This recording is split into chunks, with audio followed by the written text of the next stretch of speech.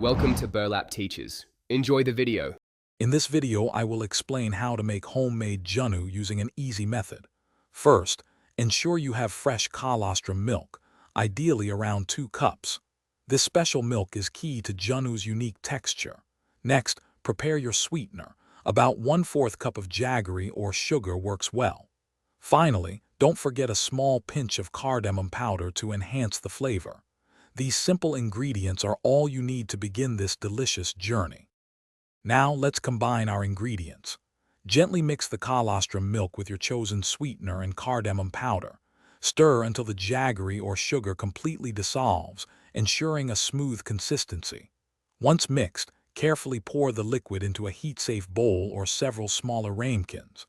The next step is steaming. Place the bowl in a steamer and cook for 15 to 20 minutes, or until the Junnu is firm and set.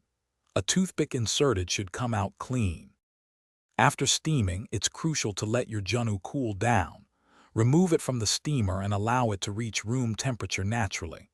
This helps it set further and develop its characteristic texture. Once cooled, transfer the Junnu to the refrigerator. Chill it for at least 2 hours. This makes it firm and even more enjoyable.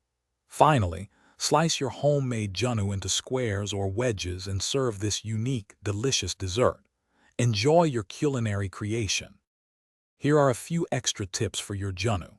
Feel free to adjust the amount of jaggery or sugar to suit your personal preference. Some enjoy a less sweet version. For an elegant touch, garnish your finished Junnu with a sprinkle of saffron strands or a few chopped nuts like almonds or pistachios.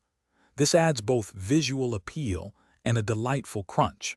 Remember to check the description below for a link to the Owala water bottle and other great deals. Staying hydrated is always important, and this bottle makes it easy. Thanks for watching. Consider subscribing if this video helped you.